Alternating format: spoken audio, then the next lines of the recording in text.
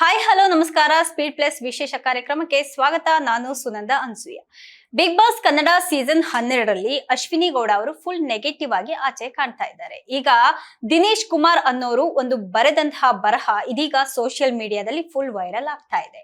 ವಕೀಲ ಸಾಬ್ ಜಗದೀಶ್ ಅಭಿಮಾನಿಗಳು ಅನ್ನುವಂತಹ ಒಂದು ಗ್ರೂಪ್ ನಲ್ಲಿ ಹಂಚಿಕೊಳ್ಳಲಾಗಿದೆ ಈ ಬರಹವನ್ನ. ಅಶ್ವಿನಿ ಗೌಡ ಅವರು ಯಾಕಾಗಿ ಬಿಗ್ ಬಾಸ್ ಮನೆಗೆ ಹೋದ್ರು, ಅವರು ಯಾಕಾಗಿ ಇನ್ನು ಅಲ್ಲೇ ಇದ್ದಾರೆ ಅನ್ನೋದು ನನಗೆ ಇನ್ನೂ ಅರ್ಥ ಆಗ್ತಾ ಇಲ್ಲ. ಹಿಂದಿಯಲ್ಲಿ ಮೊದಲ ಬಿಗ್ ಬಾಸ್ ಶುರುವಾದಾಗಿನಿಂದಲೂ ಸಹ ಬೇರೆ ಬೇರೆ ಕಾರಣಗಳಿಗೆ ಅದನ್ನ ಫಾಲೋ ಮಾಡಿಕೊಂಡು ಬಂದವನು ನಾನು. ಅದೊಂದು ಸೈಕಲಾಜಿಕಲ್ ಗೇಮ್ ಶೋ. ಮನುಷ್ಯನನ್ನ ಹಂತ ಹಂತವಾಗಿ ಮಾನಸಿಕವಾಗಿ ಬ್ರೇಕ್ ಮಾಡ್ತಾ ಆಡಿಸುವಂತಹ ಆಟ. ಈ ಬಾರಿಯ ಬಿಗ್ ಬಾಸ್ಗೆ ಅಶ್ವಿನಿ ಗೌಡ ಹೋಗಿದ್ದು ಗೊತ್ತಾದ ಕೂಡ್ಲೆ ಇದು ಅವರಿಗೆ ಬೇಕಾಗಿರ್ಲಿಲ್ಲ ಅಂತ ನನ್ಗೆ ಅನ್ಸಿತ್ತು. ಅವರು ಮಹಾಸ್ವಾಭಿಮಾನಿ. ತಪ್ಪೋ ಸರಿಯೋ, ನನಗೆ ಸರಿ ಅನ್ಸಿದ್ನ ಅವ್ರು ಮಾಡ್ತಾರೆ. ಆರಂಭದಲ್ಲಿ ಅವರಿಂದಲೂ ಸಹ ಕೆಲವೊಂದು ತಪ್ಪುಗಳು ಆಯ್ತು. ರಕ್ಷಿತಾ ವಿಷಯದಲ್ಲಿ ಅವರು ಮಾಡಿದಂತಹ ಎಸ್ ಕ್ಯಾಟಗರಿಯ ರಿಮಾರ್ಕ್ ಯಾರು ಕೂಡ ಸಮರ್ಥನೆ ಮಾಡ್ಕೊಳ್ಳೋದಕ್ಕೆ ಆಗೋದಿಲ್ಲ. ನೋಡ್ತಾ ಅವರು ಸೋಷಿಯಲ್ ಮೀಡಿಯಾದಲ್ಲಿ ವಿಲನಿಶ್ ಆಗಿ ಹೋದ್ರು. ಅಲ್ಲಿಂದಾಚೆಗೆ ಅವರು ಕುಂತ್ರೂ ತಪ್ಪೆ, ನಿಂತ್ರೂ ತಪ್ಪೆ. ಸೋಷಿಯಲ್ ಮೀಡಿಯಾ ಪರಿಭಾಷೆಯೇ ಅಂತಹದ್ದು. ಅಲ್ಲಿ ದ್ವೇಷಿಸೋದಕ್ಕೆ ಜನರು ಬೇಕಾಗ್ತಾರೆ, ಬೈಯೋದಕ್ಕೆ ಜನ ಬೇಕಾಗ್ತಾರೆ, ಕೆಟ್ಟ ಕೊಳಕಾಗಿ ನಿಂದಿಸೋದಕ್ಕೆ ಜನರು ಬೇಕಾಗ್ತಾರೆ. ಬೈದು ತಮ್ಮ ಈಗೋವನ್ನ ತಣಿಸಿಕೊಳ್ಳೋದಕ್ಕೂ ಕೂಡ ಒಂದು ಜನವರ್ಗವೇ ಸೋಷಿಯಲ್ ಮೀಡಿಯಾದಲ್ಲಿ ಇದೆ ಅಲ್ವಾ. ಇನ್ನು ಅಶ್ವಿನಿ ಗೌಡ ಅವರನ್ನ ನಾನು ಹತ್ತಿರದಿಂದ ಬಲ್ಲೆ. ಮಿಂಟೋ ಆಸ್ಪತ್ರೆಯಲ್ಲಿ 12 ವೃದ್ಧರು ಕಣ್ಣಿನ ಪೊರೆ ಚಿಕಿತ್ಸೆಗೆ ಹೋಗಿ ಶಾಶ್ವತವಾಗಿ ಕಣ್ಣುಗಳನ್ನೇ ಕಳೆದುಕೊಂಡ್ರು. ರೋಗಿಗಳಿಗೆ ಬಳಸಿದಂತಹ ಔಷಧ ದೋಷಪೂರಿತವಾಗಿತ್ತು.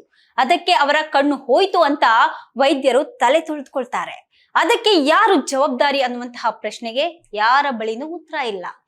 ಕಣ್ಣು ಕಳೆದುಕೊಂಡವರು ತಳ್ಳೋ ಗಾಡಿಯ ವ್ಯಾಪಾರಿಗಳು, ಕೂಲಿ ಕಾರ್ಮಿಕರು, ಎಲ್ಲರೂ ಹೇಳೋರು ಕೇಳೋರು ಇಲ್ಲದಂತಹ ಅಸಹಾಯಕ ಜನರು.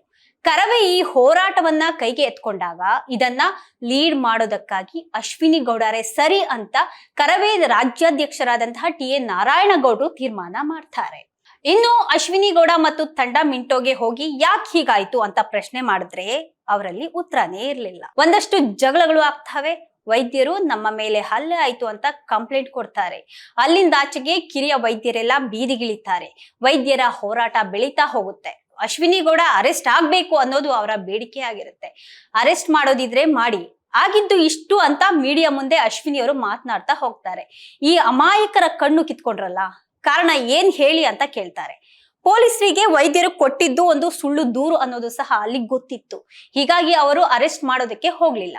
ವೈದ್ಯ ಸಂಘಟನೆಗಳು ಎಲ್ಲಾ ಸೇರಿ ಅಖಾಡಕ್ಕೆ ಇಳಿತವೆ. ಇಡೀ ಕರ್ನಾಟಕ ಎಲ್ಲ ಆಸ್ಪತ್ರೆಗಳ OPD ಬಂದ್ ಮಾಡುವಂತಹ ತೀರ್ಮಾನ ಕೂಡ ಮಾಡ್ತಾರೆ. ದೇಶ ಮಟ್ಟದಲ್ಲಿ ಇದು ವಿಸ್ತರಣೆ ಆಗುವಂತಹ ಹಂತ ಕೂಡ ತಲುಪುತ್ತೆ. ವೈದ್ಯರು OPDಗಳನ್ನ ಬಂದ್ ಮಾಡಿದರೆ ಲಕ್ಷಾಂತರ ರೋಗಿಗಳು ಪರದಾಡ್ಬೇಕಾಗತ್ತೆ. ಎಷ್ಟೋ ಜನರು ಸತ್ತೇ ಹೋಗಬಹುದು ಅನ್ನುವಂಥದ್ದು ಗೊತ್ತಿದ್ರೂ ಸಹ ನಾರಾಯಣಗೌಡರು ಒಂದು ತೀರ್ಮಾನ ತಗೊಂಡು ಅಶ್ವಿನಿ ಗೌಡ ಮತ್ತೆ ಇತರರನ್ನ ಸರೆಂಡರ್ ಮಾಡಿಸ್ತಾರೆ. ಕೋರ್ಟಿಗೆ ಹಾಜರುಪಡಿಸಿದಾಗ ನೂರಾರು ವಕೀಲರು ಸ್ವಯಂ ಪ್ರೇರಣೆಯಿಂದ ಬಂದು ನಿಂತ್ಕೊಳ್ತಾರೆ.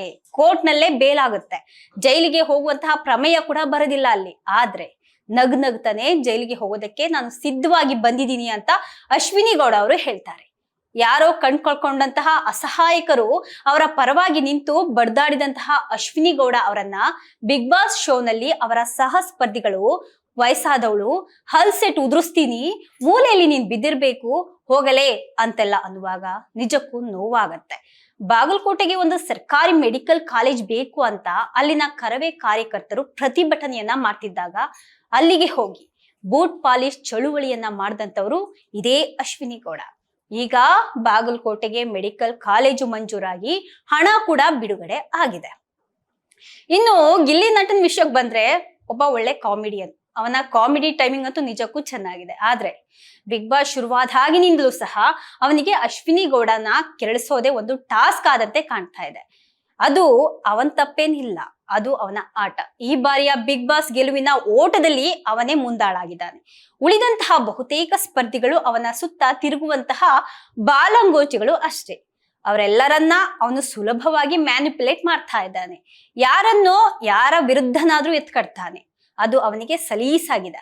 ಅವನ ಬಳಗದಲ್ಲಿ ಇಲ್ಲದ ಬಾಲಂಗೋಚಿ ಆಗೋದಕ್ಕೆ ಒಲ್ಲದ ಅಶ್ವಿನಿ ಗೌಡ ಅವನಿಗೆ ಟಾರ್ಗೆಟ್ ಆಗಿರೋದು ಕೂಡ ಸಹಜ ತಾನೆ. ಬಿಗ್ ಬಾಸ್ ಗೆದ್ದು ಅಶ್ವಿನಿ ಗೌಡ ಸಾಧಿಸಬೇಕಾಗಿರೋದು ಏನೂ ಇಲ್ಲ. ಅಶ್ವಿನಿ ಗೌಡ ಅಂದ್ರೆ ಕೇಸು, ಕೋರ್ಟು ಎಲ್ಲದರ ನಡುವೆನೂ ಸಹ ತಿಂಗಳುಗಟ್ಟಲೆ ಈ ಪ್ರಕರಣದ ಬೆನ್ನು ಬಿದ್ದು ಓಡಾಡಿ ಆ 12 ಅಸಹಾಯಕ ವೃದ್ಧರಿಗೆ ಲಕ್ಷಗಟ್ಟಲೆ ಪರಿಹಾರ ಕೊಡಿಸಿದ್ದೇ ನೆನಪಾಗುತ್ತೆ. ಯಾವುದೋ ಒಂದು ಬಿಗ್ ಬಾಸ್ ಟಾಸ್ಕ್ ನಲ್ಲಿ ಗೆದ್ದಿದ್ದಲ್ಲ. ಅಶ್ವಿನಿ ಗೌಡ ಜೈಲ್ಗೆ ಹೋಗ್ತಾರೆ ಅಂತ ಕಣ್ಣೀರಿಡ್ತಾ ಆ 12 ಬಡಪಾಯಿಗಳು ಅವತ್ತು ಕೋರ್ಟ್ ನಲ್ಲಿ ಸಾಲಾಗಿ ನಿಂತಿದ್ದನ್ನ ಹೇಗ್ ಮರೆಯೋಕಾಗತ್ತೆ? ಅದಕ್ಕಿಂತ ದೊಡ್ಡ ಪ್ರಶಸ್ತಿ ಯಾವುದು? ಅಶ್ವಿನಿ ಗೌಡ ಅವರನ್ನ ವಾಚಮ ಗೋಚರವಾಗಿ ನಿಂದಿಸ್ತಾ ಇರುವಂತಹ ಜನರು ತಪ್ಪೇ ಮಾಡದ ಶುದ್ಧ ಜೀವಿಗಳ, ಒಂದೇ ಒಂದು ತಪ್ಪು ಮಾತಾಡದ ದಿವ್ಯ ಚೇತನಗಳ. ಟೀಕೆ ಮಾಡೋದು ತಪ್ಪಲ್ಲ, ಆದ್ರೆ ಸೊಂಟದ ಕೆಳಗಿನ ಭಾಷೆಯ ನಿಂದನೆ ಅದು ಯಾವ ಸಂಸ್ಕಾರ ಹೇಳಿ? ಇದೆಲ್ಲ ಓದಿ ಇದೇನೋ PR ಮಾಡ್ತಿದ್ದಾರೆ ಅಂದ್ಕೋಬೇಡಿ. ಅಶ್ವಿನಿ ಗೌಡ ಗೆಲ್ಲೋದು ಬೇಡ, ಅಲ್ಲಿನಷ್ಟು ದಿನ ಇರೋದು ಬೇಡ, ಹೊರಗೆ ಮಾಡೋದಕ್ಕೆ ಬೇಕಾದಷ್ಟು ಕೆಲಸಗಳು ಅವ್ರಿಗೆ ಇದೆ. ಹಲ್ಕಚ್ಚಿ ಹೋರಾಟಕ್ಕೆ ನಿಂತ್ರೆ ಇನ್ನಷ್ಟು ಅಸಹಾಯಕ ಜೀವಗಳಿಗೆ ಅನ್ಯಾಯವಾದಾಗ ಕೋರ್ಟು, ಜೈಲು ಅಂತ ಹೆದರದೆ ನಿಲ್ಲುವಂತಹ ಶಕ್ತಿ ಅವರಿಗಿದೆ. ಯಾರಿಗ್ ಗೊತ್ತು, ಅವರನ್ನ ನಿಂದಿಸುವಂತಹ ಜನರಿಗೆ ಯಾವತ್ತೋ ಅನ್ಯಾಯವಾದಾಗ ನ್ಯಾಯ ಕೊಡಿಸೋದಕ್ಕೆ ಇದೇ ಅಶ್ವಿನಿ ಗೌಡ ಔಡು ಕಚ್ಚಿ ಹೋರಾಟಕ್ಕೆ ನಿಲ್ಬಹುದು. ಯಾಕೆಂದ್ರೆ ಬದುಕು ಬಿಗ್ ಬಾಸ್ ಶೋ ಅಲ್ಲ, ಬದುಕು ನಿತ್ಯ ಸಂಘರ್ಷದ ಮಹಾಯಾತ್ರೆ. ಸೋತು ಕುಸಿದಾಗ ಅಶ್ವಿನಿ ಗೌಡ ಅಂತವರು ಊರುಗೋಲಾಗಿ ಬರಬಹುದು. ಇದಾಗಿತ್ತು ಇವತ್ತಿನ ವಿಶೇಷ. ನಿರಂತರ ಸುದ್ದಿಗಾಗಿ ನೋಡ್ತಾ ಇರಿ ಸ್ಪೀಡ್ ಪ್ಲಸ್ ಕರ್ನಾಟಕ.